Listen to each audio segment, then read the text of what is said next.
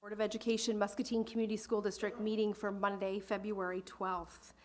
Madam Secretary, could you take roll and help us determine a quorum, please? Sure. Director Bauer? Here. Here. Here. Here. Finn? Here. Mather? Here. McCarter? Wildermuth? Here. A quorum is present. Thank you. I would ask that you all stand and join me in the pledge. My mic's off. I pledge Allegiance to the flag of the United States of America and to the republic for which it stands, one nation, under God, indivisible, with liberty and justice for all.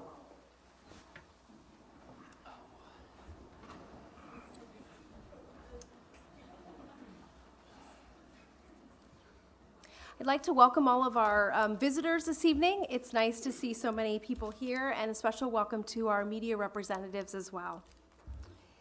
The next item on our agenda is our Student Council report.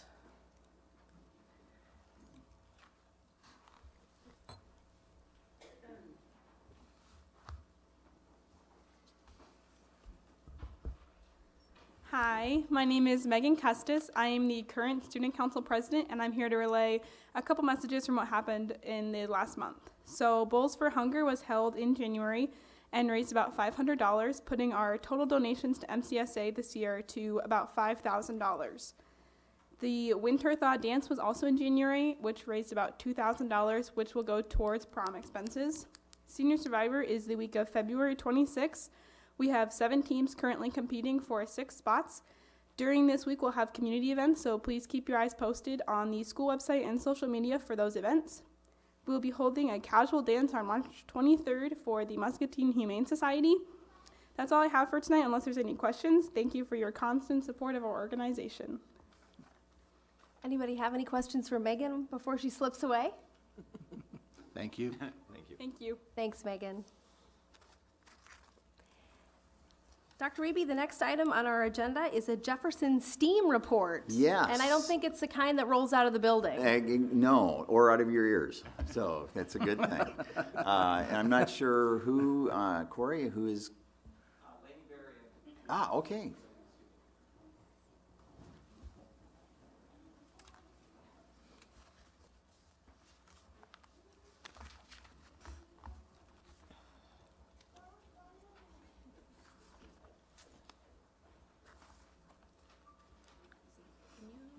Will they be able to hear them if they talk into this? Okay. All right. Hello, everyone. My name is Lainey Berry. I'm an instructional coach at Jefferson Elementary School. And tonight I'm here with 4 students. Really, it might be 5, so you might wander in at any moment. We'll see. And we're going to tell you about something exciting that's going on at Jefferson School. This semester, we just started a STEAM club, and we'd like to share the great things that are happening in our club with you. I gotta advance this. Do I just go to the next one? Okay.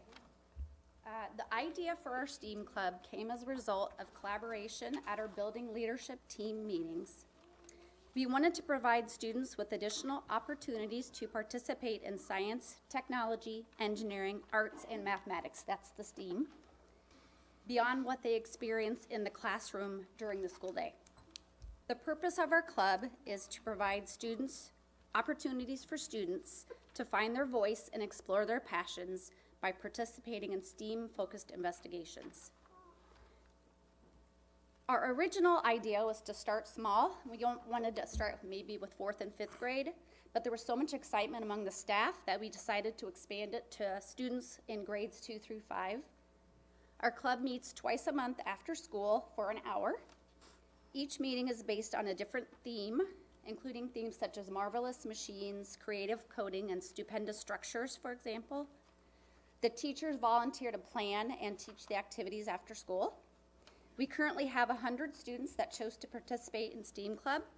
40% are male and 60% are female, which is really exciting because females are historically underrepresented in the STEM fields. So we thought that was great. And another additional bonus that we really didn't think of, but was great, that is that we've seen higher rates of attendance on STEAM days. So now I'd like to turn it over to the students to tell you about what's going on in our club.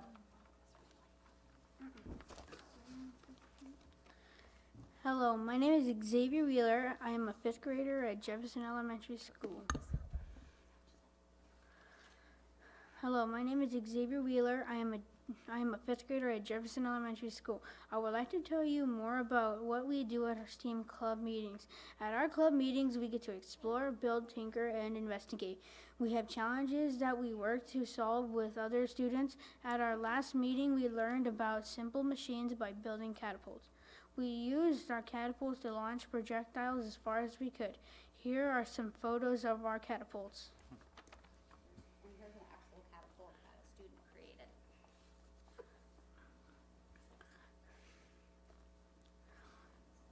Then we used the catapults to see which one could launch a projectile the farthest. Here are some videos of them in action.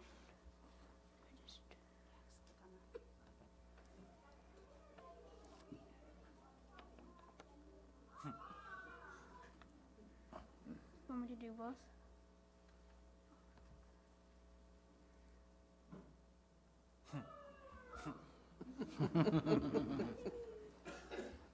My favorite part of the STEAM Club is when we got to design our own machines and then we get to build them.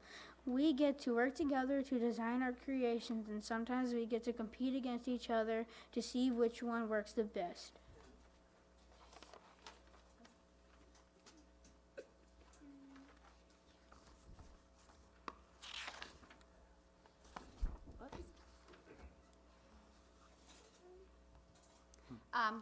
I will represent Ava, who's a fourth grader, and she was going to talk about our first STEAM club. We had a snowflake challenge. Students were challenged to design a snowflake that would fall to the ground the fastest, and they had a variety of materials to choose from. You guys want to hold up some of the snowflakes so they can see them?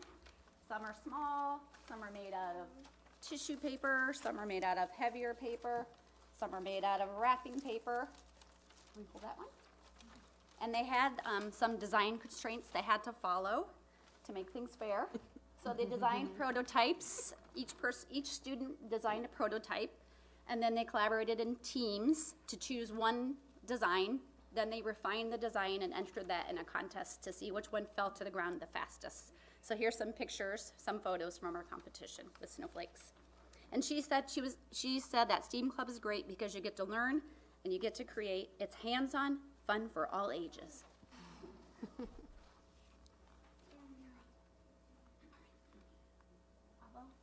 Someone's a little nervous.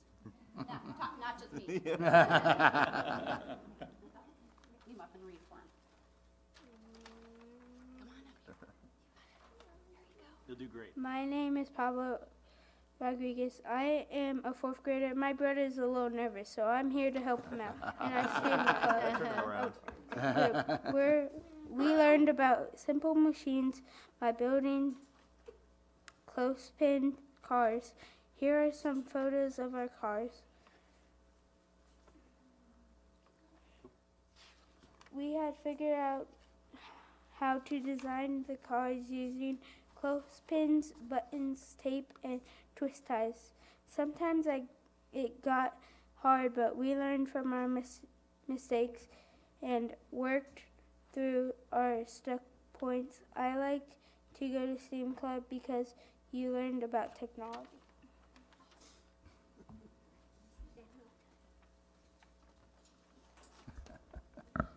Hello, my name is Madeline Vega. I'm a second grader. After we built our clothespin cars, we raced them down and inclined to see which one was the fastest. It was fun. It takes a lot of work to make STEAM Club run smoothly.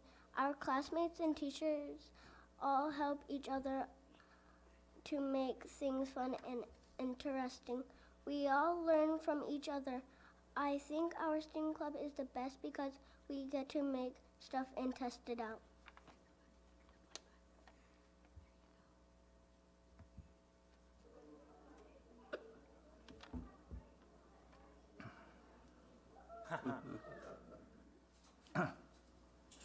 Excuse me.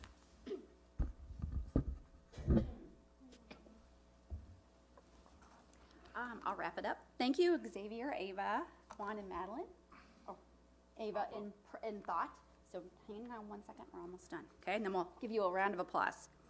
I'd like to wrap up just by telling you some future goals that we have for our club for the future.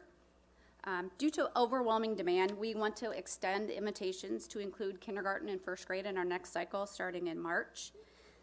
We also want to continue our club into the next year and subsequent years. We'd like to build partnerships with local businesses and community members, so if you know anybody, let me know.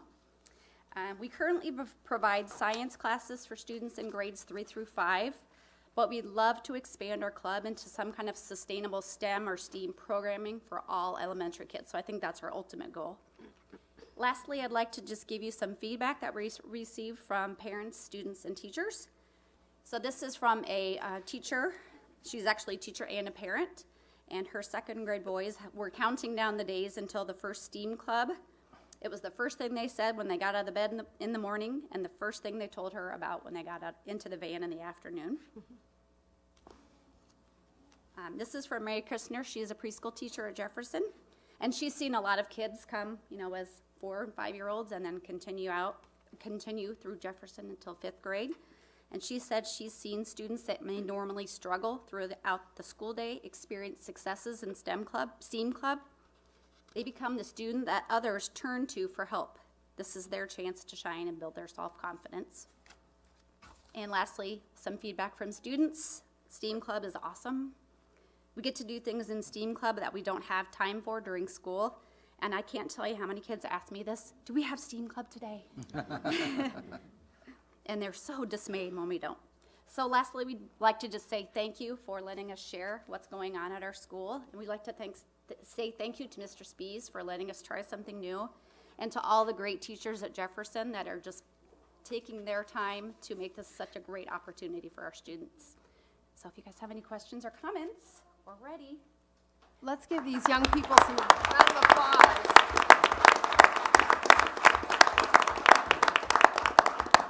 This is an article that Zach Smith actually came to one of our STEAM clubs and wrote a great article for us, so I made a copy for you all.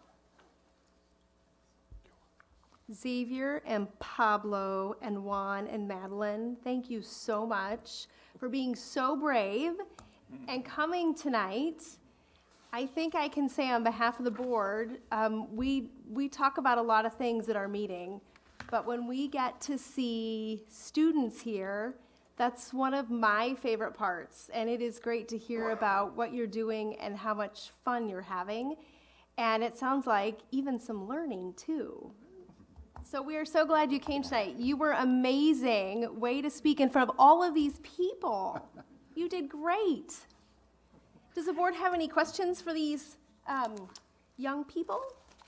No, fabulous. I just can't tell you excited. I can't wait to get you hired as engineers or technicians or whatever in the future. So great job. It looked like all fun and games. I hope no one lost an eye.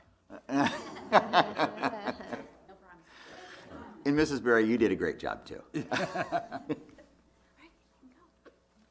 Thank you so much. We hope they'll come back sometime.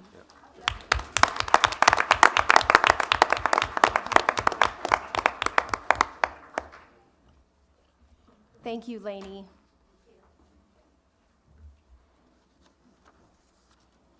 The next portion of our meeting is our Citizens Speaks portion of the agenda. This is a time for the board to listen. Anyone that would like to approach the board is welcome to do so. We ask that you step to the podium, state your name and address for the record, and you have 3 minutes to share any information with us that you would like to share. At this time, like I said, this is a time for the board to listen. We don't have the opportunity to respond publicly. We love to hear from you, but as part of the open meeting law, we publish our agenda ahead of time, and we are, by law, bound to hold to what is on our agenda. So if the topic that you are wanting to discuss is not on our agenda tonight, it is not an opportunity for us to talk back and forth. That being said, you are always able to reach out, though, to any of your board members, whether it's after tonight's meeting, whether it's via email or picking up the phone. We are all happy to have a conversation at any time. So I don't want to stifle that conversation tonight, but I just want to make sure that we have a clear understanding of what that looks like. So And I think they're gonna run a timer because it's a little bit easier for me if I know how long I get. Randy Neighbor, 402 East 8th Street, and I'm going to tell you, it's a lot different standing here. Over there. I mean, seriously. We miss you, Randy. In Muscatine, we know how well the grapevine and everything works, and some comments have come up that have concerned people. And the second thing I need to tell you is, once you're off the board, people may not realize it, and you still get telephone calls, or you get stopped in the supermarket, or you get an email saying, "Are you still on the board?" And when you say no, they say, "Well, can you help us?" And that's the purpose of for me being here tonight, because of the fact there has been a discussion, and it's been in the paper, about outsourcing transportation.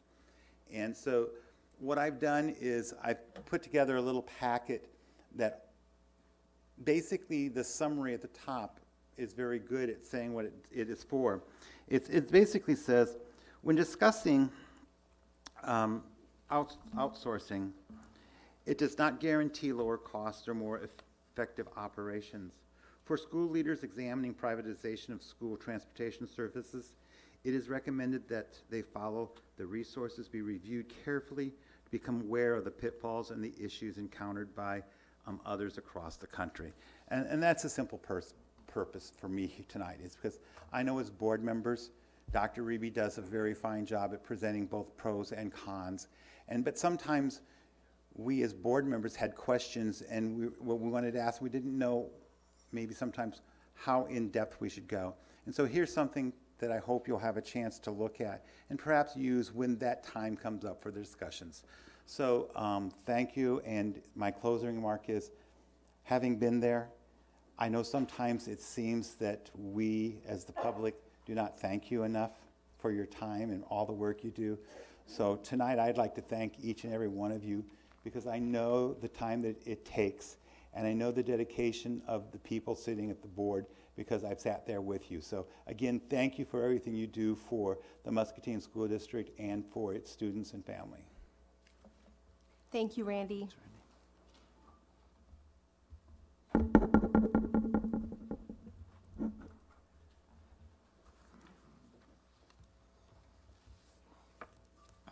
Laura Legis, 1221 Glenwood Lane.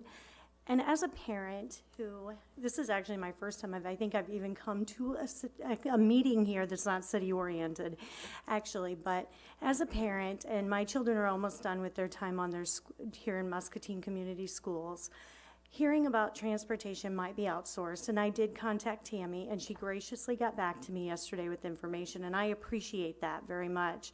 I do want to say that I understand it is your duty as elected officials to the school district to look at all options of what's for the best for the school district financially and for our students. As a parent, though, I also know that the bus driver is just as important as the teacher, the principal, the administrator, the janitor, and anyone else. And those students all know their bus driver, and they are an important part of their lives. They are also the people that live and work in our community, and we need to support our people in our community. And I hope that when this time comes to look at the options, all options are looked at fully and made in the best decision, that we do keep our public transportation, our students' transportation local. Thank you. Thank you, Laura.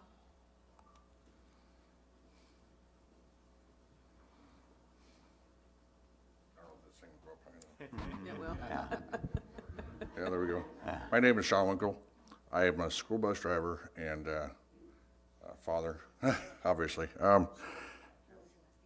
Winkle, yeah. Kind of what I really want to say is, I'm going to kind of go back a little bit of the story for you. 5-6 years ago, I took my kids to Clearwater Beach, Florida. In order to do that, I had to get a hotel. Looked through everything that I could find on the internet, looked at the reviews, and that's the big thing, reviews. Always look at your reviews.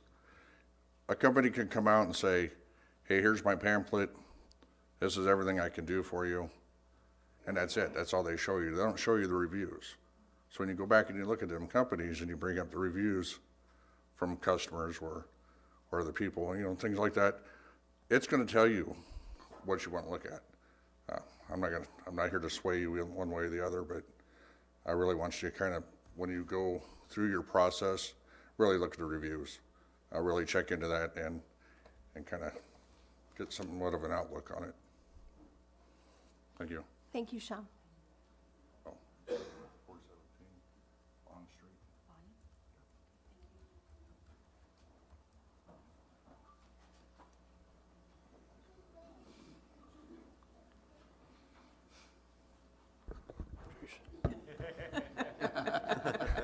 Lance Whittakin, 1558 65th Street. Ladies and gentlemen of the school board, it's my understanding that the school district is contemplating privatizing the transportation department. Let me bring up a few things that I like to get out there for all you guys. Let's see, there's certain advantages to running a district-operated transportation department. Some of them are simple as policies that the district has in the best mind for the students and for our drivers. The outsourced company, you're not going to have followed Muscatine School District policies. We feel that it is extremely important to have driver consistency to help build relationships with our students and with our parents. Now, with a lot of the reviews that Sean was talking about, if you read them, they don't always have the same driver day to day, so I don't feel that you're going to have any consistency. Some of the misconceptions are, we actually, as our district, we run above and beyond what the state requirement is for busing for kids. Your privatized districts probably won't, and I'm concerned that you're going to lose students' riding privileges. Bottom line here is the budget. I understand that. Everybody here does. We all know. But what we need to keep in mind is we have a lot of things in our department that I think that we can save money with as long as we're given the opportunities. We have 3 different new sets of software that are going to help streamline our routes, make them run more efficiently, be able to track the maintenance on our buses to make costly decisions. I think that we need to just make some better decisions in our fleet management as when do we trade buses, old ones, new ones, yada.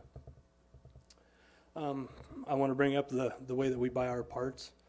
We buy at a tax exempt. Your private company is not going to be able to do tax exempt, and we buy in bulk everything that I can. So one would assume that their price is actually going to be higher. An important thing for me is there are 363 school districts in the state of Iowa. Out of those 363 districts, there are 10 that are run privately. Out of those 10 districts, many of those are not satisfied with private contracting for one reason or another. But unfortunately for them, it's too late for them to go back because once their assets are gone, no district can afford to buy 40 buses. So if any of you guys have any other questions, please don't hesitate to call me. And I'd like to thank you all for your time. Thank you, Lance.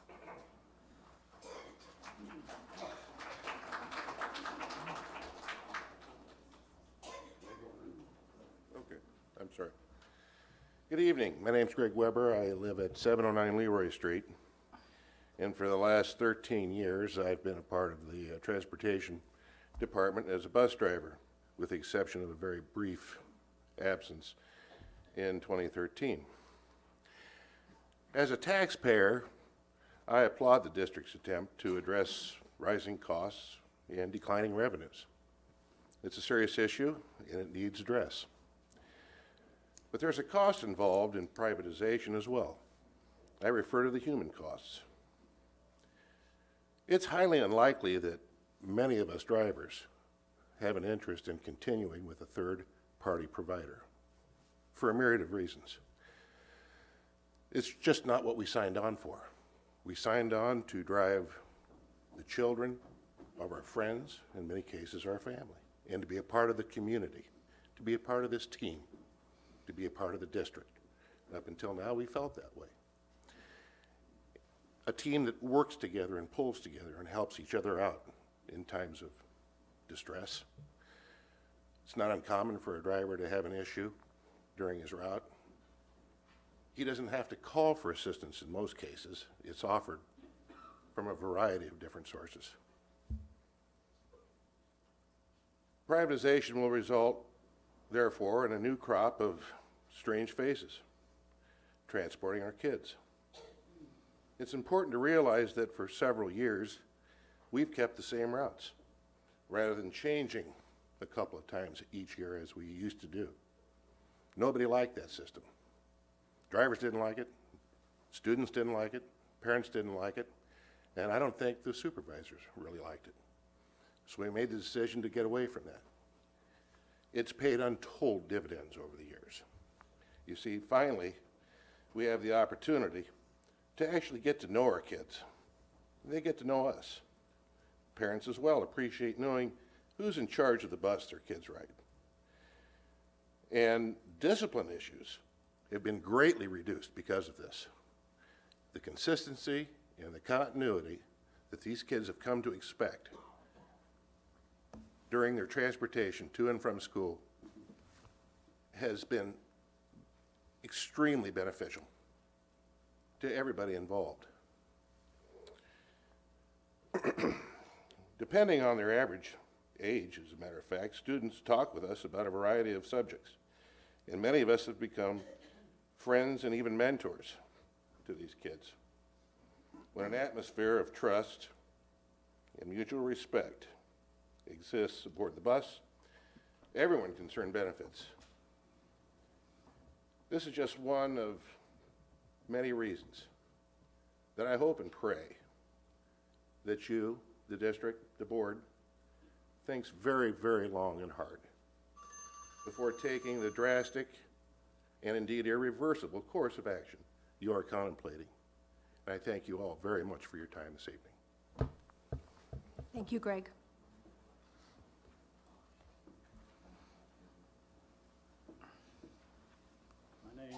My name's David Russell. I'm 1647 Ward Avenue, Bluegrass. I've been a bus driver for 4 years, and I always thought, you pick up the kids, you drop them off. That's farthest from the truth. All the bus drivers feel the same as I do, and we all share a story or two. You get to know your kids and build a relationship with them and the parents. Last year, a little first grader asked me why I always said good morning, have a good evening, have a great day. And I told her, it's because I care about you and you're my friend. Last year, wait a minute, I'm going to back up a little bit. I've been invited to 3 birthday parties. And I went to all 3 of them. One was at a grandparent's house, one was at a swim, and another one was a costume Halloween party. And I had a great time. Last February, my mother passed away. Now, excuse me if I get a little... Shelby, a 4th grader, wrote me a little special card, and it read like this: Dave, you are the best bus driver ever. You always give us treats and wave goodbye when I get off the bus. Also, she said, I'm sorry for your loss. Hang on. I will always be there for you when you need me. That's why the bus drivers here don't only drive the bus, but they're for the kids. Thank you.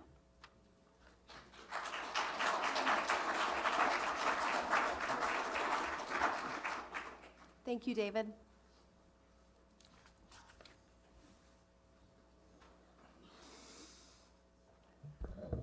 Hello, my name's Elizabeth Macdonald. I live at 2907 Broadlawn Avenue in Muscatine. I'm coming to you because I was an account manager of a third-party transportation company.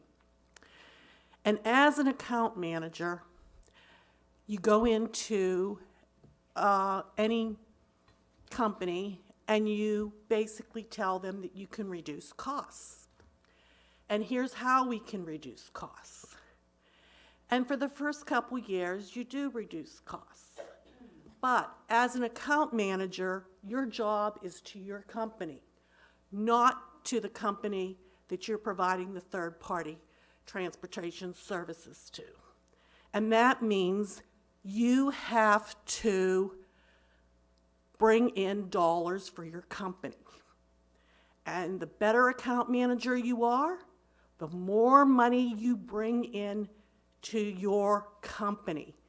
You don't really work for the city of Muscatine or X company. You really work for your third party to bring in dollars. I was very good at that. I brought in a lot of dollars.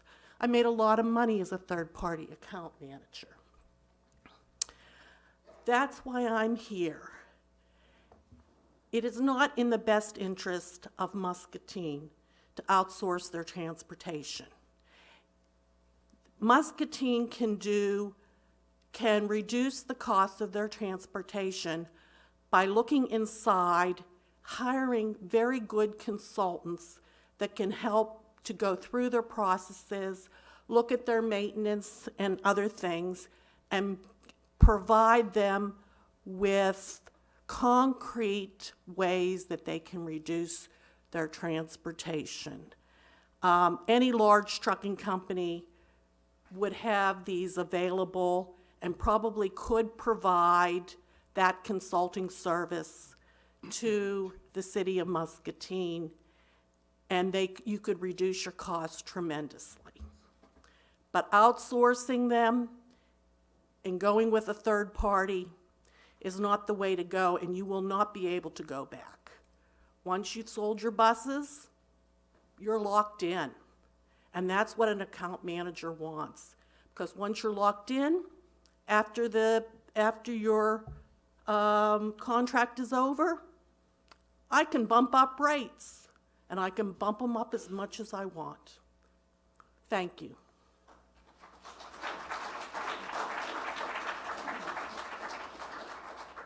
Thank you, Elizabeth.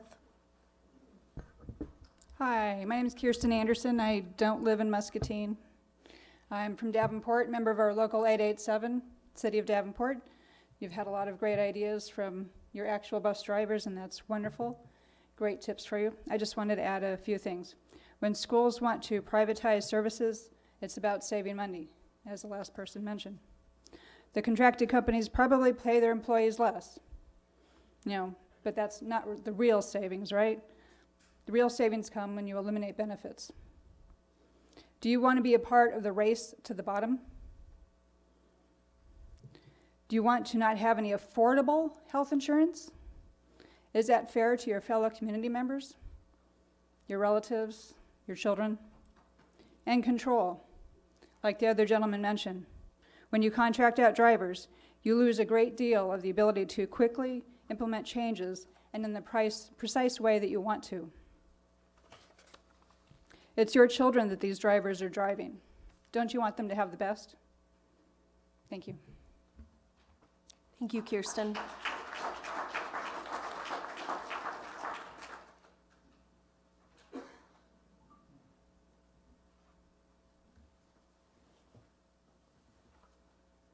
Nobody else?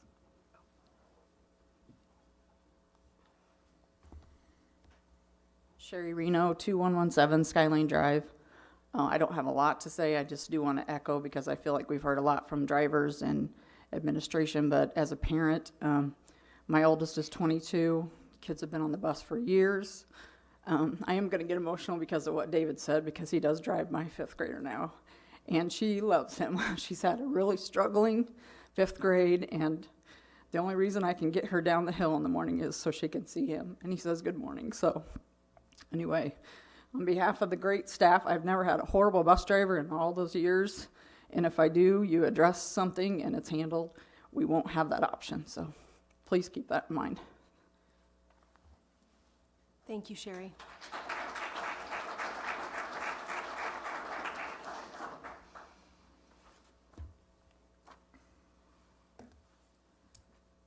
Anybody else? We appreciate your time and we appreciate your passion in coming to share with us. As I mentioned, it is our opportunity to listen to you and hear what's important to you. You all clearly want what is best for students, and we do as well, and you've given us a lot of things to think about. So we appreciate that. You are more than welcome to stay and watch us tackle the rest of our meeting if you so desire, but we appreciate you coming this evening. Next on our agenda is walking through our board targets, goals, and reports.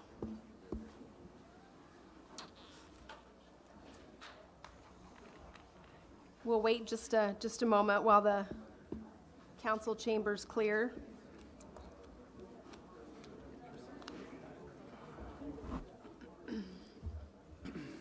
I wonder if I could have made that a little smaller.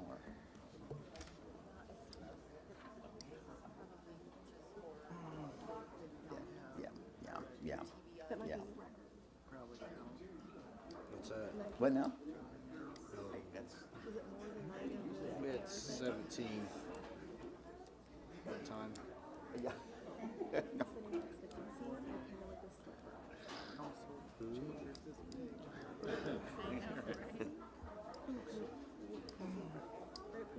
Completely rolled our eyes when I said there was a 3-minute limit.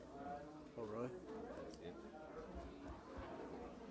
All right, the next item on our agenda, board targets and goals, and they are listed in your agenda as A, B, and C. And Dr. Reby, you look like you are ready to roll. Well, what we're trying to do each meeting is to give some feedback on where we're at with our goals, with our report card. And a few weeks ago, we completed a perceptual survey. We had 2,500, over 2,500 respondents. We had a large number of students, teachers, other staff members, parents that were given the opportunity to give us information back on their perception of the 6 items that are on our scorecard. The first being, do our stakeholders feel like the first priority of school is student achievement? And we had 69% of the total group, and I apparently I left my binoculars at home, so I'm not going to be able to see those. So 69% of our folks agreed or strongly agreed that was the case. 11% had no opinion. This is really one of those most important elements. We want to make sure that people see school as where you come to learn, where you get your first steps toward whatever you're going to be doing after school. Second, do people feel satisfied with our school experience? Almost 60% agreed or strongly agreed. But on the downside of that, we had almost 20% that disagreed or strongly disagreed. And I think, one of the things that we wanted to do with these is to get a baseline. This is a survey that we're going to give periodically so we can kind of keep a pulse on how things are going. So I think that is one that we really need to step back and take a look at and see if there are some ways that we can improve that.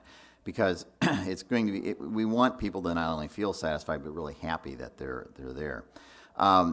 One of the things that you look at when you're looking at the culture and climate of a building is, is it clean? Is it cared for? Does it look like the building is something that is a pride of the community? And 76% of the people agreed or strongly agreed that our buildings are clean and cared for. I was also really glad to see that 78% of our folks feel like they're welcomed at school, and that is really important. And across the board, people felt that was a strong suit for us.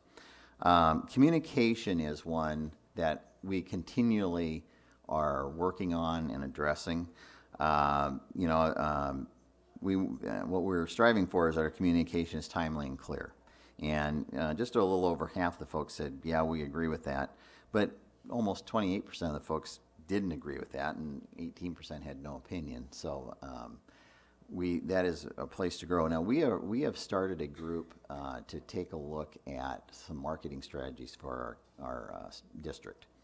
And one of the aspects of that is going to be taking a look at how can we provide better communication. And we're taking a look at from print to the social media, web pages, all of those kind of things, all those, that word to word, how do we engage folks in our school district. So we're really going to take a look at how can we do a better job of improving that, because it's that communication element that tends to get things started where they go down a road probably they don't need to. And so we are working on that, and I think we can make some improvements there. And then the one that is also very important, do stakeholders feel school is safe? A large percentage had no opinion, but over 60% said, yeah, they do feel safe. So this is, we want to give you the information that we have, and we will be doing this probably again towards the end of the year. Our goal is to do this twice a year. And Elena Bouvet did a great job of getting that out on SurveyMonkey and compiling the results. We're going to have a contract with the University of Iowa. It was going to be significantly more than we thought we needed to pay for that, and Elena really was able to pick up the ball on that and run with that. So we feel good about the body of the survey, and we'll keep you as we do this. We will keep you posted on those things. But this is a good baseline for us to start with. Any questions on that? Jerry, what's the composition of the stakeholders, like parents, students? Yeah. How does that break down? As far as the numbers? Mm-hmm. Sure. I have that. Hey. We had 1,895 students. We had 113 teachers, 195 staff, 309 parents. And we used a random sampling of parents because as we do this over and over again, we thought that we'd have a better chance of being able to follow up. And Elena, I can't remember what the initial number was that we targeted. 800. So it was a pretty good response rate on that. So, and I was also surprised how quickly responses came in. So, is it possible to break down the responses by category of stakeholder? Yes, yeah, actually we do have that. Okay, great. Yeah, and for the most part, they were very similar. Elena, would you say that's?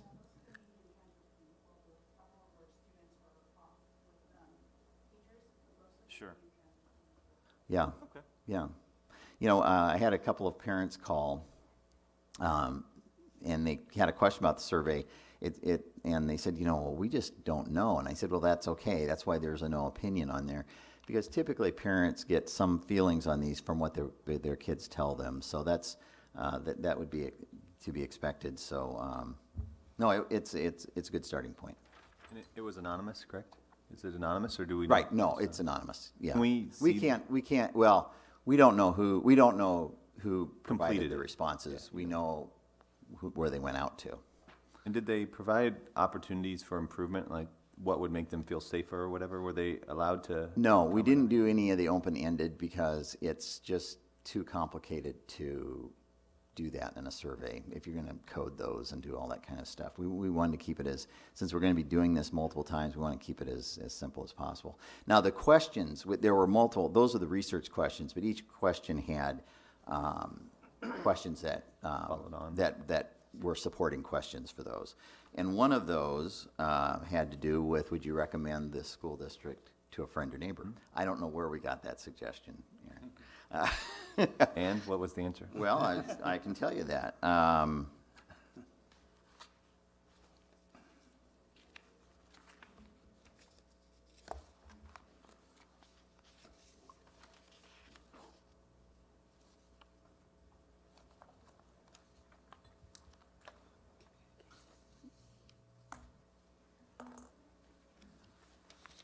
Is the suspense building? You can tell me. You can tell I me would recommend this school to a friend or relative. We had 66% or so agreed or strongly agreed. With about 15% having no opinion. Can we see the survey, the results? Yeah, we can. Send it around or we can- whatever? Yeah, or we can also email it. Yeah, that's what I mean. Yep, Email yep, it around. Yep. Okay. Any other questions? I was just noting to Tammy, though, my experience being at the high school, the whole aspect of communication, it's never high enough. I mean, and I'm assuming it might be that way in the workplace also, so you're always disappointed that you can't get there, so I'm glad we're trying. Yeah, and it's one of the things that this committee is looking at is to do effective communication, you also have to have somebody constantly taking care of that and keeping it current and relevant and all of those kind of things. So that is going to be one of the things we're also going to have to take a look at, especially in today's world where you want to be, you'll never be ahead of the curve, but you'd like to be maybe close to the curve on what's going on out there. So, Yeah, but like to get like over, as you said, like 2,500 participants to be part or take part of this, it's really a very good return, because I remember a couple of years ago when we even tried to do something for the police department, it was very difficult to get people interested in even answering things like that and get around 500 people to participate. So that's a great participation. But I like, again, as Aaron said, if we can have that. Yeah, oh yeah. And that would be a really good thing. Yeah. Thank you. and we had the survey we did last year, that the University of Iowa did for us, we had great response too. They said that was one of the best responses they've had in communities they've worked with, so. Okay, oh, it's been sent to you, so there you go. Thank you. That's our new speedy communication model. Make it. I say I strongly agree. Now, to that. since it came from Lisa, you may want to check for your viruses.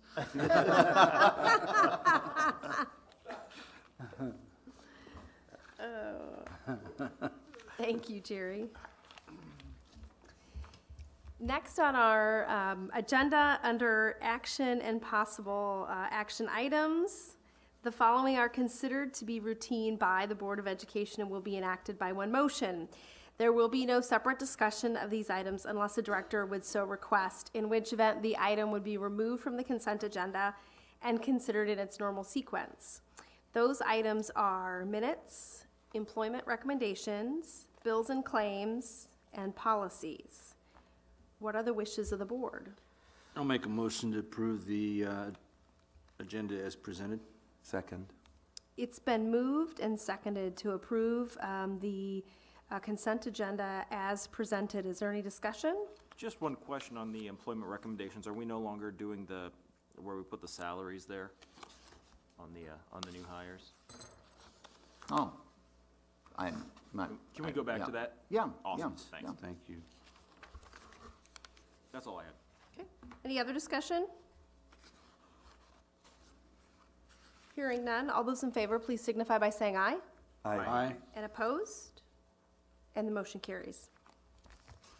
If it feels like we're flipping back and forth a little bit in our paperwork, I won't speak for anyone else, but we are trying a little bit of a new format. And our board secretary is really pushing us to use technology, and I say pushing in a very good way. I don't know about anybody else, but it has taken me just a little bit to negotiate between the links on my laptop and looking at what I'm used to seeing in hard copy. So I am not a digital native. Sadly, I have to admit that. So Lisa, we appreciate you keeping us current. But if you see any of us doing that, what looks like we're fumbling a little bit, that's the reason why. We don't mean to be. I so. think she's just Just getting speak us. for yourself. Yeah, maybe it's all me. All right. She's just getting us close to the curve. That must be it. Narrowing the band. Oh, all right. So next on our agenda is our audit that we are going to talk about placing on file. And I think we have the experts here to walk us through our district audit. And you all have, I believe everybody had a copy as well of the slides at your place this evening. Yes. Good evening. I'm Mia Frumelt with Bonsack and Frumelt. And yes, here to present your year-end audit. And I am going to keep my comments to the presentation that's online and also in front of you for both paper and electronic. But I'm happy to answer any questions. And I do want to mention that we did meet with your audit committee and had a more in-depth and involved dive into your results for the year-end audit as well.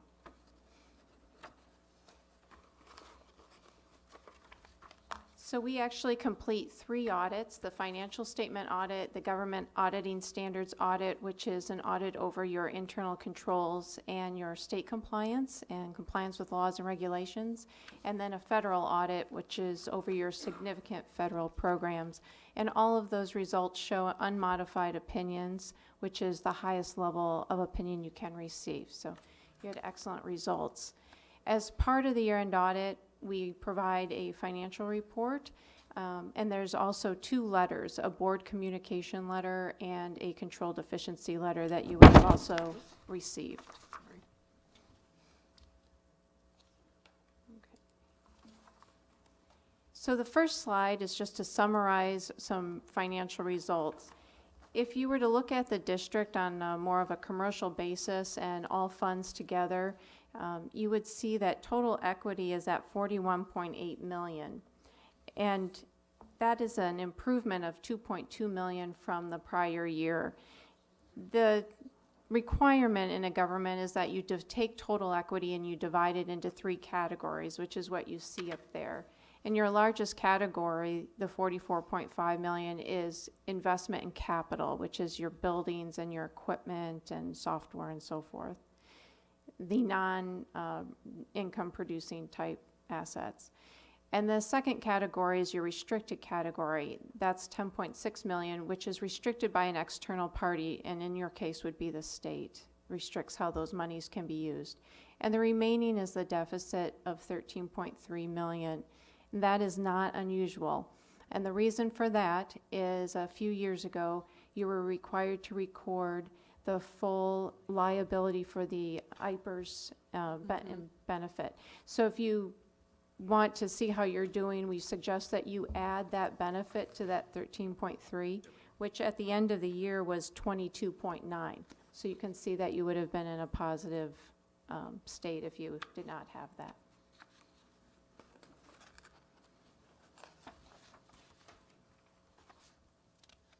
Total revenues compared to this year and last year changed 0.5%. So very little movement in total. You did have a slight increase in your property tax. That was due to assessed valuations. You actually decreased your tax rate, but your assessed valuation went up beyond that decrease. You also had some increases in local sources, and that's due to the state allowing you to increase the tuition you charge for students that open enroll into the district.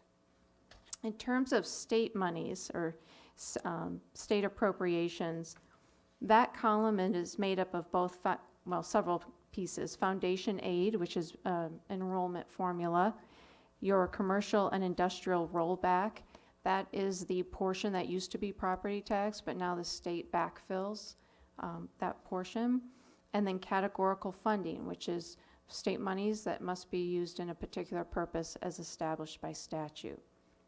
All of those combined decrease approximately 1% from the prior year, so very little change as well.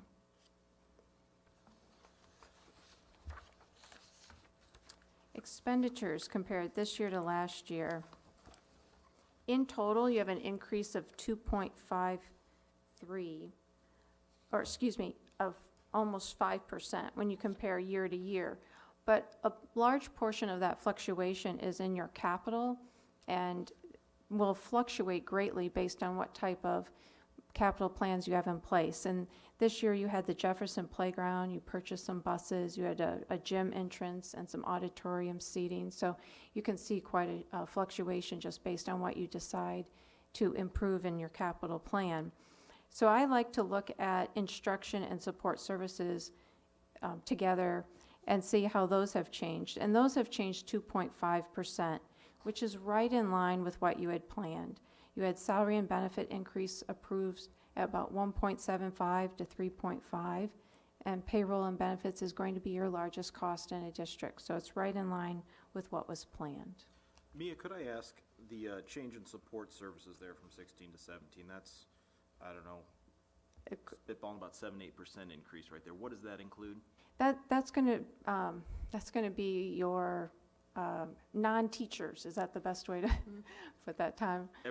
Everything else that goes into serving students. It will not include nutrition. That would be separately reported. Thank you.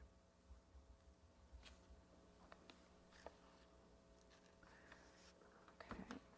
So that's a summary of your financial results.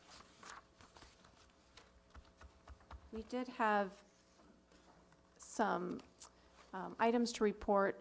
As I mentioned, we had two other audits. We have a government auditing standards audit where we look at your internal controls, and then we also look at state compliance. So in your financial report, you'll see those starting on page 70 where we go through those audit results.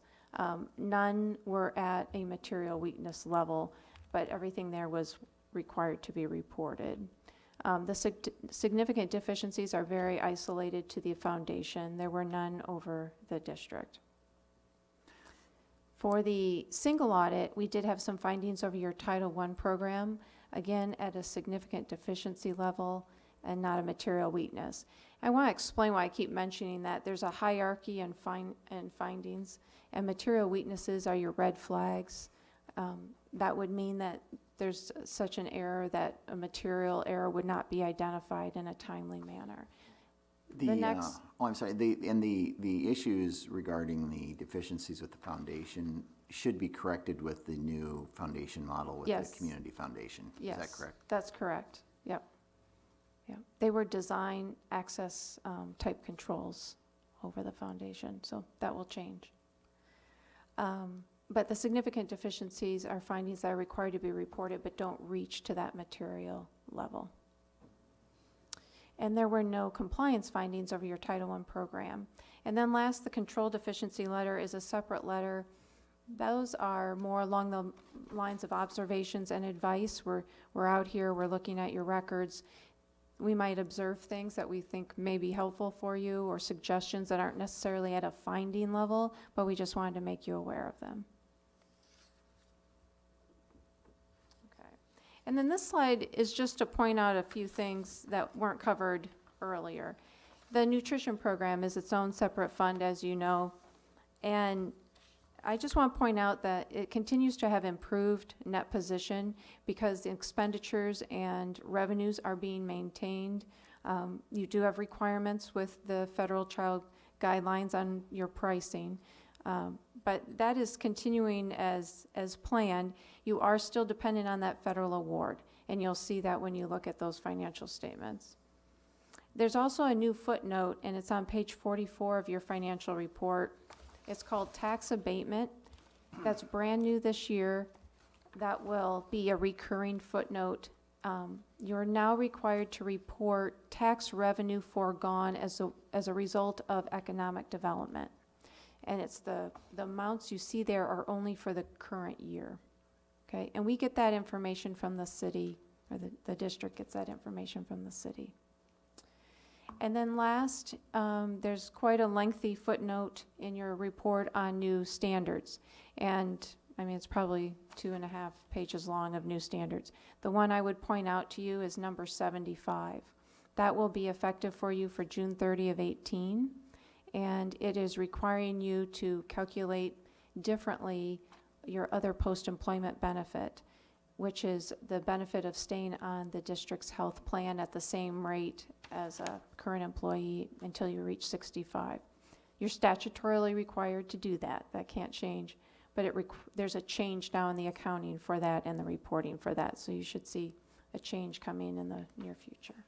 And just for those maybe sitting at home, the district does not pay the premium for post employees. It's just they have the the capacity to stay on our insurance plan at their cost. Yes, that's correct. Are there any questions here on Audit? Jerry, you talked about the deficiency on the foundation being taken care of with the new changes there. What about in the Title I? The ones mentioned there. Tom, do you want to address that? I'll have to refresh my memory on Well, one was on, a lot of it had to do with documentation. So in some cases, some of the expenditures, the approval of those, the documentation was not available. And I think that's from some changes in movement. the samples that they tested were, the documentation wasn't Right. the right documentation, the approval process. Right. And there are requirements for Title I as far as what buildings get Title I services, so showing that our highest need buildings are receiving the most Title I dollars. So, Right, that's correct. So will we address it going forward, or do we Yes. expect it to happen again? Oh, we will address it going forward, for sure, yeah. Have we outlined specific corrective action items so that are documented, so we can verify in 6 months that things are in place? Within the finance department, we have discussed them, so. Okay. And that's something your audit will then follow up, required to be followed up on next year.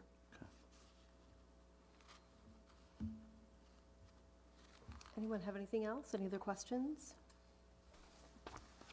I'd just like to thank Mia and your staff. You guys are really good to work with, and I think they provide a very good, they do a very thorough job, so. Thank you, and we appreciate being here very much. No, we're pretty disruptive, so. And I would Thank say you. that was certainly the feeling of the audit committee. They were very, very supportive of your efforts and work and product. Great, thank you. Once Thanks. again, we'd like to thank those members too. They do a great job. They really do, and are a great resource for us. Can I move to double their pay? Let's wait for Mia to be out of town and we'll talk about that. And I just to publicly share who those folks are, George Ferris, Kim Bartling, Connie Wilson Kroll, and Kevin Zymet, who I think is all the way up in the top. So I think if you really had any questions for Kevin, he would probably entertain those this evening as well. I was not able to be at this particular meeting, but I always appreciate the comments and the conversation that our community members that sit on this community have, because they have great conversation.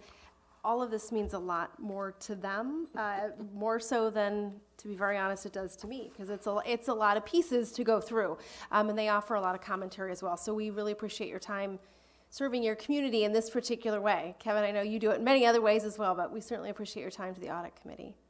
So thank you for that. And Mia, thank you as well. I think we picked the warmest days for you to come visit us. Yeah, that's okay. Or maybe not. So I would entertain a motion to accept and place on file the audit of the FY 2017 report. So moved. Is there a second? I'll second. It has been moved and seconded. Mary was dying to second it. It was moved and seconded to approve the audit and place on file as presented. Is there any other discussion from the board? Hearing none, all those in favor, please signify by saying aye.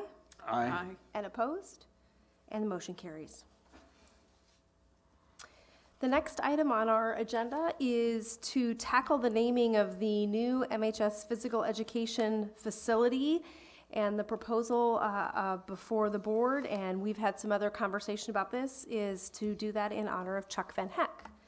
Yeah, and we purposely left that a little bit vague as to what the exact wording will be until we can visit with Chuck and see what would work best for the facility if the board so decides.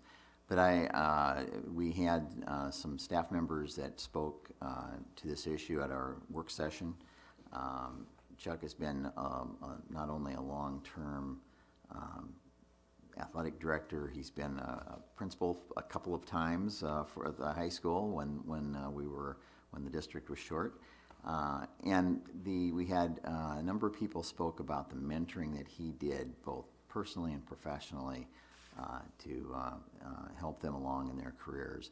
There's no one in this community that is more deserving than Chuck Van Heck for what he has provided for the activities and athletics of this community. And with the recommendation of the committee from the high school, and I can speak for all the administrators, we certainly would recommend that the board consider naming the new facility to honor Chuck.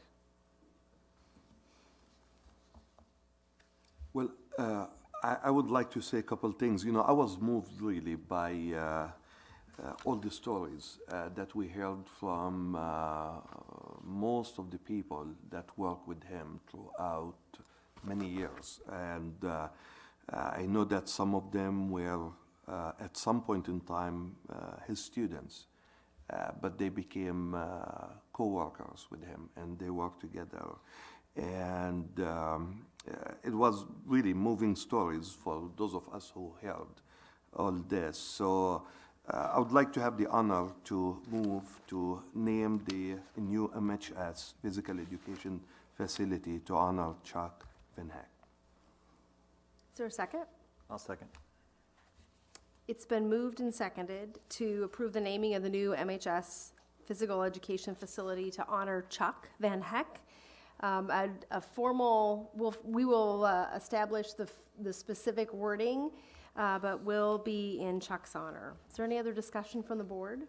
I'd just like to second what John said. When my children were in school, and he happened to be at the high school at the same time, he was there for all programs, all activities, and a strong supporter of all the groups that, all the students that go through that building, and those that even were outside of our community. He was always supporting them, so thank you, Chuck. All right, all those in favor of the motion, please signify by saying aye. Aye. And opposed? And the motion carries. Next on our agenda is to approve the contract with Stanley Consultants in the amount not to exceed, what's listed in your board book is $15,520, and this is for the MHS Science Lab Feasibility Study. Jerry, do you have some additional information that you want to add to what we had in our board book? Well, again, I think the expectations for what Stanley could provide are in that scope of service document they provided. I'm excited about this project from the standpoint that it really can be a great community project. We have Stanley Engineering, Muscatine Company. We have GPC, we have Monsanto, we have H&I, we have Heinz.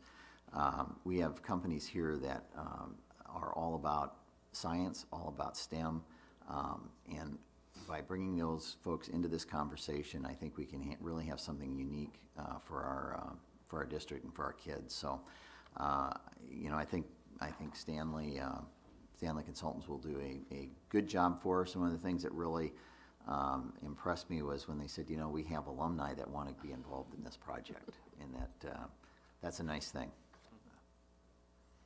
I think one of the things that we need to suggest that they do is maybe include the hospital.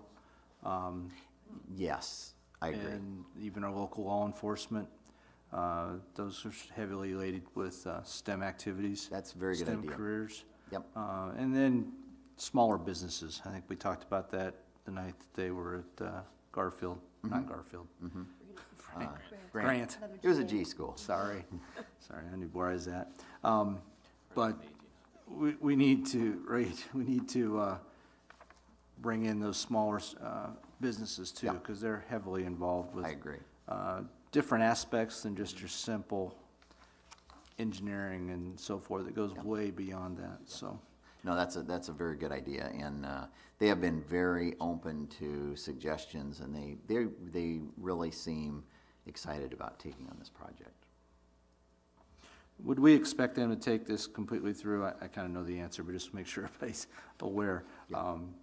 Clear through to design and drawings ready to construct and Unless the break ground? wheels would just completely fall off the project, I would recommend that, because some of this is upfront cost that you're going to have to pay if you'd bring someone else in. And I certainly hope that when they're finished with doing this preliminary work, that they'll be able to be well on their way to moving forward with the project. Okay. Yeah, I know there's a lot of interest in this, also at the state level. The STEM Advisory Board's already. We've talked about it at a couple of our meetings, so a lot of interest there and excitement of what Muscatine's doing. Just like we had tonight with the kids from Jefferson. They want to hear those stories because they're out there. We just don't always hear about them. As a matter of fact, Muscatine's been asked to present at the governor's conference. Yes, I know. And so, yeah. I'm sure Mike is going to do a great job with that presentation. It's not that far off. That's being ahead of the curve. Yes, exactly. Got that delegated, right? Yeah. That's good. When are these going to be projected to be completed? Oh, boy, I think with, when I was working with Stanley's, they're projecting because it's pretty extensive as far as the amount of input they're seeking from all the different entities. They're hoping 2.5 months to 3 months. No, I'm sorry. I mean the lab's done. Oh, the labs are like the final product. Yeah. 4 months. Oh, okay. 4 months. I right. think that, After that? where it's a canvas lab. It's state of the art. No, I think that Virtual. it depends a little bit on, is it a standalone facility, is a renovation? It'll depend a little bit on what the recommendation is for what is done. Okay. You know, it is, I would have to think you're in the 18-month range. Okay. I think if everything goes well. Yeah, because obviously a different timeline if you're going to remodel current opposed to maybe adding on to a new structure. If you do a remodel or a renovation, you have to work around students and school times and those kind of things. So, but we, you know, at one time I'd hope we would be finished with that, you know, by next summer. We'll just, it is our next major project though. So. And you know, this is also one of the things, and then I'll stop talking about it, but this is also one of those things when we talk about marketing, about capital projects that make a difference for the whole community. This is the kind of thing that people will look at. They will make decisions about where their children should go to school.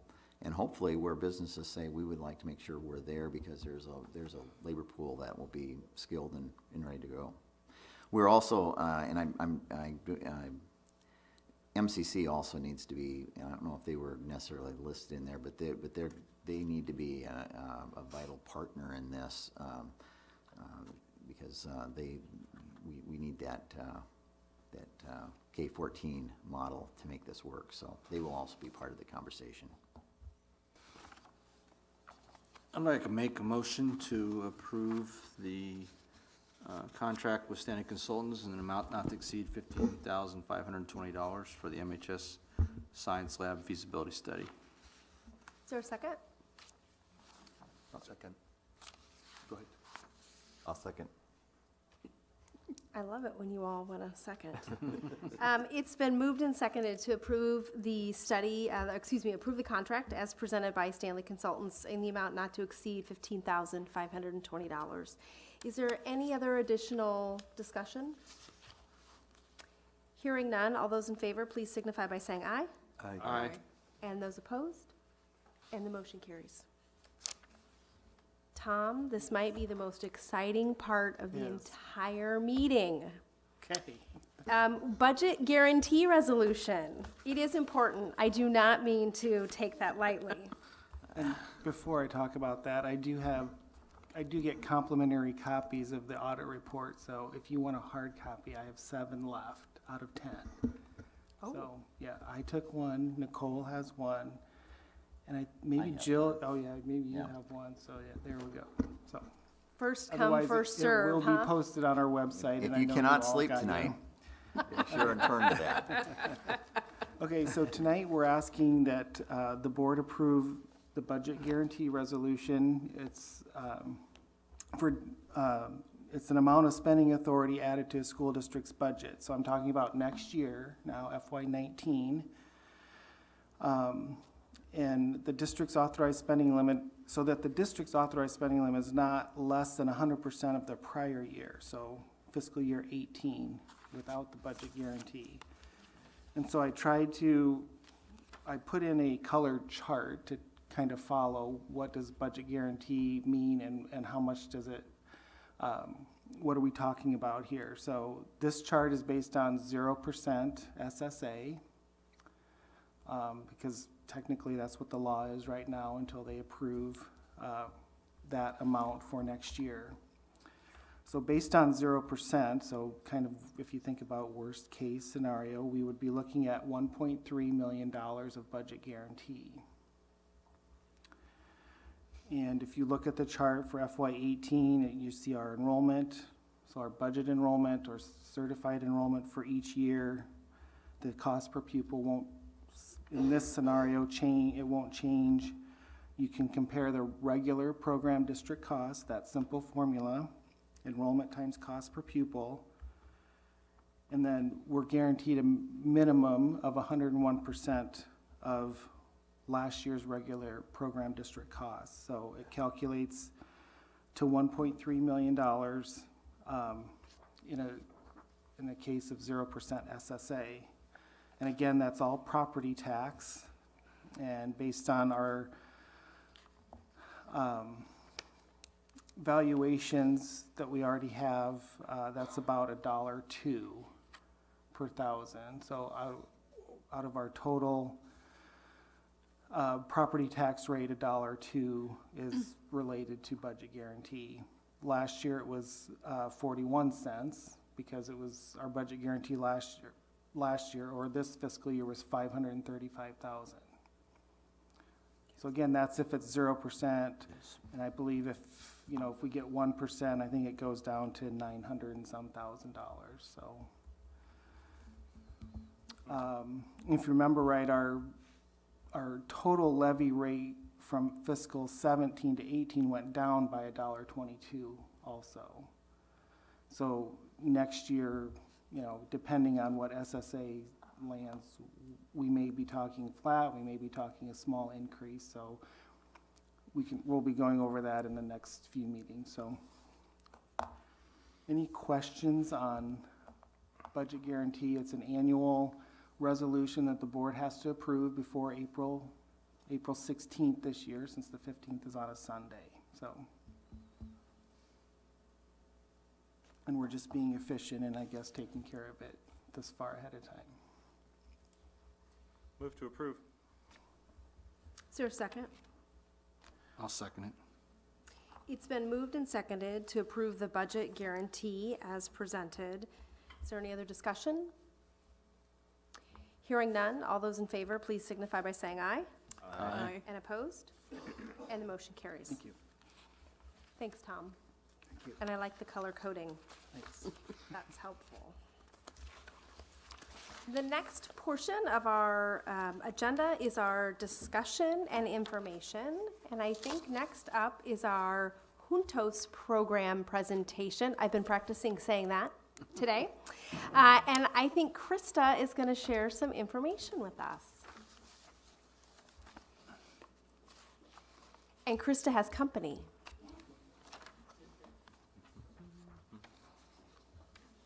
So before we watch the video, I'm going to have these ladies introduce themselves, and I do have some packets to pass along of some. And Krista, would you introduce yourself and who you're with? Do you want me? I'll go last. Okay. Hi, I'm Araceli Martinez, and I'm the Juntos Program Coordinator at the Extension Office. I'm Kayla Ibera, a sophomore at MHS. I'm Celeste Franco, a freshman at MHS. So before I get into some of the weeds to talk about the Juntos program, these guys are going to go through and kind of just talk about what is Juntos and the different components of the program. And they're a little nervous, so go easy on them, guys, because I know how rough you all can be. Come on. So why don't you talk? So what is Juntos, ladies? All right, so Juntos is pretty much getting us ready for like secondary education, like giving us skills, like helping us get skills for secondary education. We have things like workshops and success coaching, 4-H clubs, family nights, and summer academies. So our workshops, we meet every other Monday in the MHS cafeteria, and we just work on different like skill building. Like one of them, last time we did this thing like on what we value in friendships, and I thought it was pretty interesting. Success coaching is where RSLA comes into the school during enrichment, and basically we just talk, and I think it really helps out because sometimes you don't want to talk to your parents or teachers, and like she's just like, oh. Yeah, I believe that the success coaching is like really beneficial because she helps like catch up on our grades. Like if we're not doing so well in a class, we work on skills or what we need to do for that class specifically, and she's just like another like resource or like outlet for us to just like just do better in school, and just someone else to talk to other than our parents or our teachers. Like she's someone cool to talk to, so. Next is 4-H club. Like in the Muscatine County Fair, we have like these booths. Like I took a picture, and you can win prizes, and I thought that was really interesting. Yeah, I like that too. Next is family nights. For example, we bring in our family, and one time we like our whole family made like salsa. We had like a loteria night, and like we could like win school supplies, and it's always fun. Yeah, and before you could be able to get into Juntos, your family had to go through, what was it like? Workshop series, the like five workshops. 5 workshops, and before that my parents didn't really know, like we always talked about me going to college and getting a secondary education, but before that my parents didn't really know, I guess, what to look for, and like the classes I should take and what to go on, like what I need to be able to get into like secondary education. And Juntos really helped them, like with Power School. I know we had one where we all sat in a computer lab, and it taught my parents how to go into Power School. And especially, I think it's really helpful because, especially since I'm going to be a first-generation student going on to college, since my parents didn't go through this really helped like know what to look for so I can get that secondary education.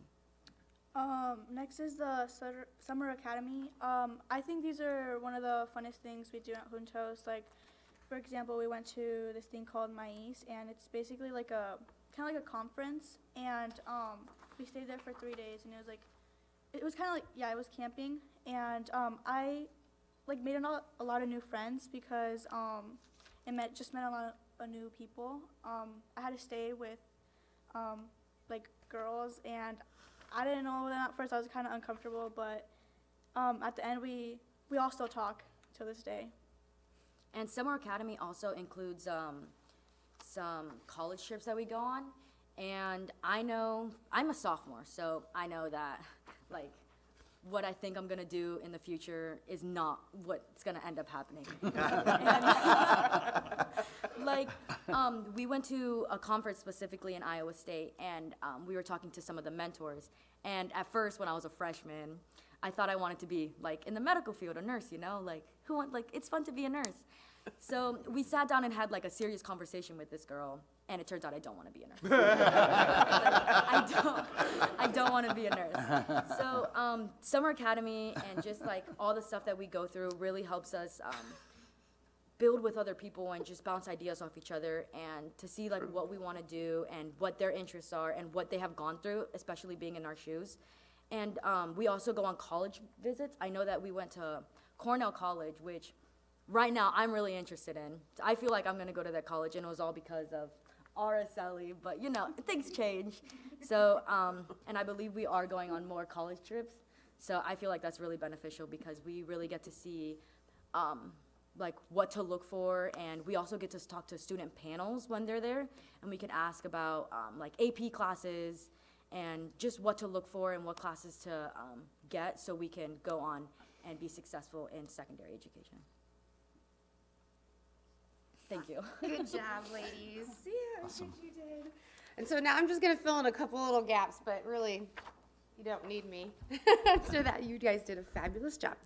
I just want to remind you guys, I've been here before, but, and I am Krista Regenetter. I'm sorry, I didn't say that. I'm the Extension Director for Muscatine County Extension Office. We have a federal grant for this program. It's a USDA grant. It comes through that. It's called CYFAR, Children, Youth, and Families at Risk, to do the Juntos program and these wraparound components that these ladies so wonderfully described. We're in the 4th year of a 5-year grant, so we are definitely thinking about how do we sustain, because we're seeing really amazing results. We've had 54 youth and families graduate from the program in the last 4 years. 41 of them are actively involved.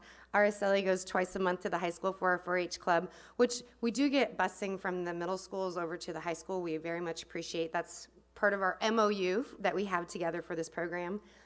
You have an average of 25, 26 kids that come on those Mondays to do all kinds of activities. Some of them, these ladies talked about friendship skills. They do STEM activities. They are going to be doing projects for the fair. So we've been working up to that. We had a couple ladies go to the state fair last year with Juntos, so we're excited. But we are looking at how do we sustain, because we want to keep this going, and we're looking at different funding sources and different ways, and we have a good partnership. We've actually had kids join the 4-H club that didn't start with Juntos, who just are hearing about it through their friends and want to be a part of it.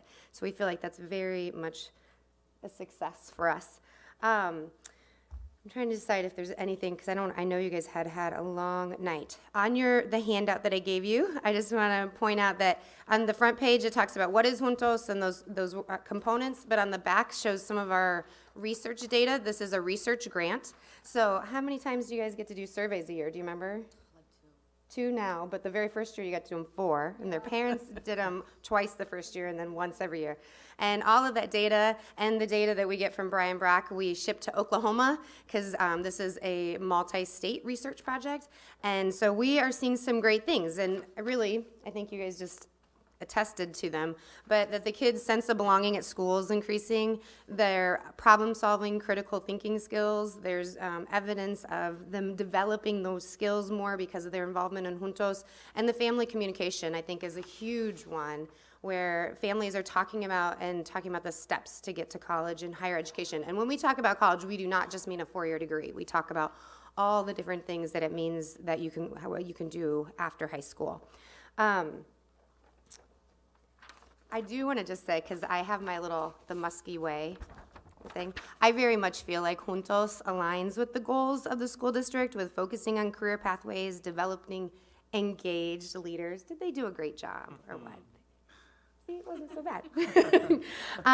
So we have some really great things going on with the program, and I wanted you guys to all be aware and keep it out in front of you. I'm going to ask you, do you have anything you want to add?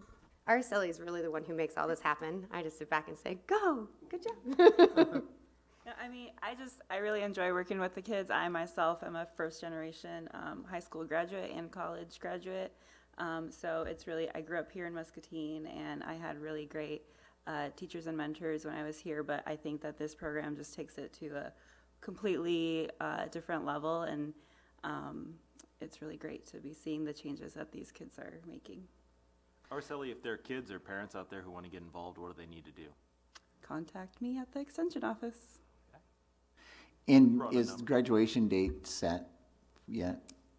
Graduation, we did a fall workshop series, so we do them every fall. Okay. So we'll have one more we'll hopefully have more than one more, but under the grant, we'll have one more workshop series this fall. Okay. Yes, and so we have graduation at the end where the family gets their pictures together and all of that.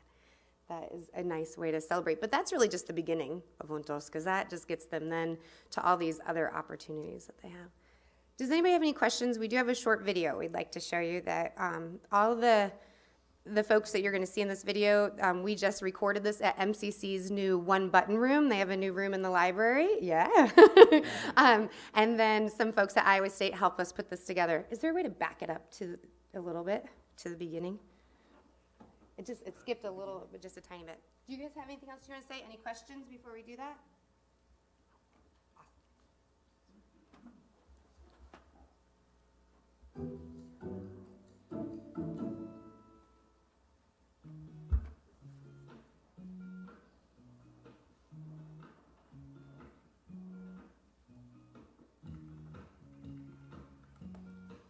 The Juntos program has changed my perspective of my future through the courses that we have taken at Iowa State and my East program, and with them helping us here in Muscatine, it's really life-changing. For me, I thought like I would have to work to like at least get to community college and then see where I could get even more help to like continue. Now I know that there's like way more ways to get scholarships to help you. I did not know I could go to community college and still get a job. El cambio que he visto en mi hijo sobre el programa de Juntos ha sido que ahora él era muy calladito, ahora le gusta participar un poquito más, apoyar y buscar más ayuda, ahora se hace preguntas y se comunica más con nosotros. So some of the changes that I've seen in my sister since she's been in the Juntos program, she has been a lot more interactive with the family. She'll tell us a lot about how her day has been after school. Está ahora más interesado en su futuro, en pensar qué es lo que él va a hacer cuando sea grande, qué carrera se lo va.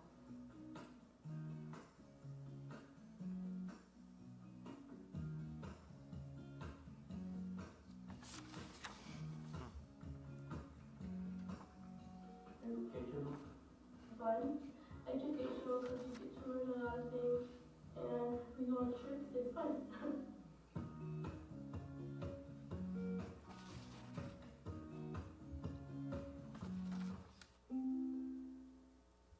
Thank you guys for the opportunity tonight. Thank you. Ladies, Thank yeah, you. thank you.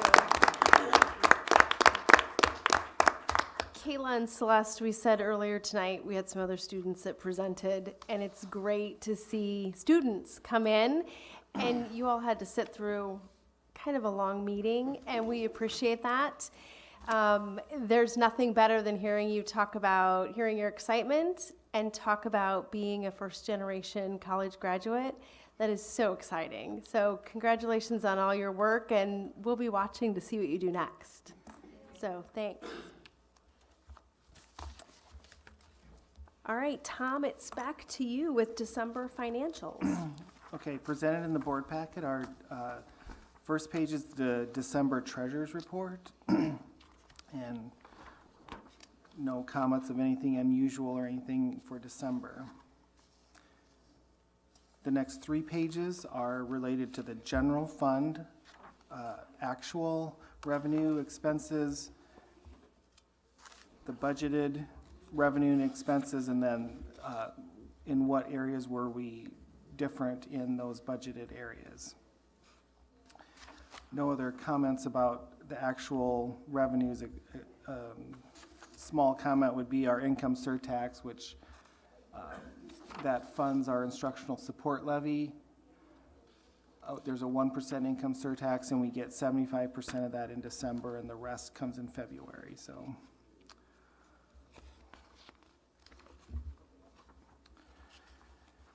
And the next page would be, again, the snapshot of our unspent authorized budget. It really doesn't change that much throughout the year. There are estimates built in FY18 regarding spending authority, and that's in yellow. Some of it's already been approved for additional spending authority for ELL beyond 5 years, and in open enrollment out, we do those in the fall. We'll have one more in around probably October for actual LEP costs. And the other variable is also miscellaneous income. So we're estimating 4.2 million. We're still in that area. And then our budgeted expenditures. So we're still looking right on target, I guess, for our spending authority, where we're gonna end up for FY '18.